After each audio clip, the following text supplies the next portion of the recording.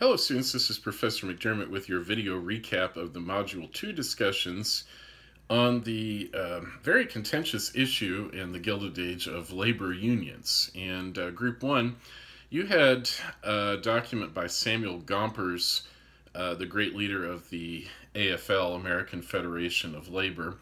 And I want to read your group answer to question 1. I had asked simply for 3 arguments Gompers made in his document in favor of labor unions. And here's the group answer that was posted by Jack Jones. And Jack, thanks once again for stepping in as chair for the group at the last minute. I really appreciate that.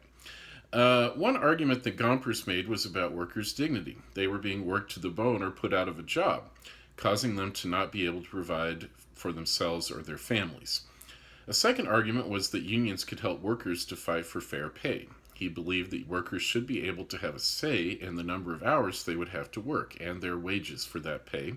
Thirdly, Gompers argued that workers needed the help of labor unions to fight against poor working conditions.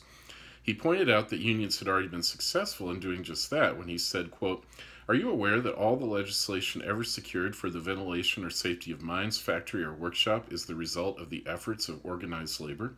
Do you know that the trade unions were the shield for the 7-year-old children until they became somewhat older?" End quote. Another point that we discussed was about the rise of machines that were putting people out of work. Gompers argued that steam and electricity were cutting jobs. He also noted that he did not want to stand in the way of progress. There was some debate in our group about whether or not labor unions would be able to help out in this situation or not.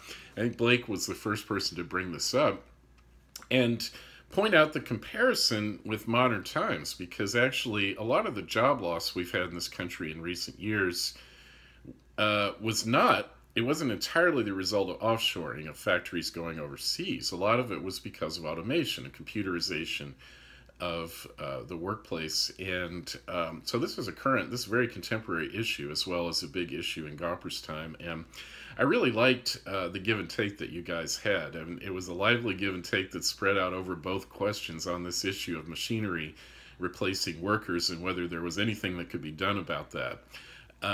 That's exactly what we're supposed to be doing in these discussions, expressing our opinions in a polite and friendly but straightforward way, and I really loved that. All right, moving on to your question 2, I just asked for people to analyze and assess Gompers' arguments. What did they agree or disagree? James Herring really liked Gompers' viewpoint. He says, "Sometimes it takes many voices crying out in unison for legislators to take notice. The labor unions provided this voice for the American laborers. It took labor unions to expose the horrible working conditions that existed at the time. Many safety regulations came from labor unions' efforts at persuading lawmakers." And it's interesting that labor unions are on the decline in this country now. And you have to wonder, what does the future hold for workers in that situation? Is that going to be good or bad for workers? On the other hand, Jamisha Holly, you brought up a very good point here. You said Gompers' use of literary devices had me agreeing with his arguments to a certain extent. When he provided information about not being in control of their wages, he used starvation as an example of what happens with low wages. He also used pathos, or appeals to emotion, by saying that the people starve and the children work also. However, even though I agree with him, there were some weaknesses. Gompers is merely talking of a one-sided affair and not giving reasoning as to how labor unions can benefit the labor workers. So yeah, this was a very emotional argument that he's making. I'm glad you pointed that out, Jamisha. It's a biased argument. Obviously, a lot of the documents we read are going to have an agenda, a bias, and we have to be aware of that. And in Gompers' case, the emotions here might be clouding the rational part of his argumentation. So very good point there. Moving on to an opponent of labor unions that Group 2 had, Thompson, who was an industrialist from Birmingham, Alabama. And so he was adamantly opposed to labor unions organizing and testified in front of Congress to that effect, and that's the document that Group 2 had. And Tierra Newell, I liked your summary of 3 reasons that he was against labor unions. You said the labor unions are forcing their laboring class against the employing class. The labor unions are trying to best to shut out the non-union workers and stop them from being able to work.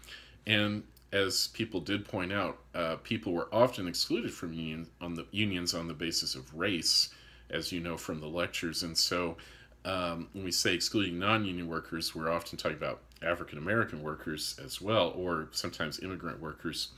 3, the working class's respect towards law and authority is being destroyed by the labor unions. That was a great pithy summary there, Tierra. Oh, by the way, I want to thank Victoria Lamberth also for stepping in as chair when the chair I had appointed became ill. So those are Thompson's 3 main arguments in favor of labor unions, or excuse me, against labor unions.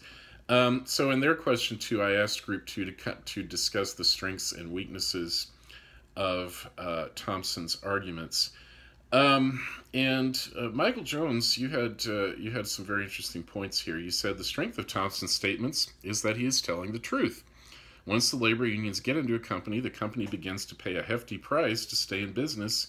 This occurs when the company has to pay the union representatives, and they increase the wages of the rest of the workers. The cost and wages skyrockets and the quality of labor bottoms out. The union is in the business of making money, just like the company. And you go on to say, the weakness in his arguments is that there is not much that can be done at this time. The union has their hands in the company's pockets and the politicians' pockets. There is also a chokehold on the surrounding community because the rest of the available workers can't find work or are afraid of finding work. Fear and intimidation are the union's working tools, as we see in the treatment of scabs sometimes by union members. So Michael seemed to agree with Thompson's points. However, not everybody did. Sean K. Clickley, I liked what you had to say here. You said, I agree to some of the arguments that Thompson made in this article, but I don't agree with most. He says that strikes were a way to disrupt the community and the respect between the state and the people. This is true, but what do you do when you propose things nicely yet get no outcome? Sometimes it takes disruption to get attention. However, they did intrude on other people's rights when they would take over streets and cause riots. I agree that the labor unions may have put smaller businesses out of business. However, just as today, if someone can work your fingers to the bone and give you little to no pay in return,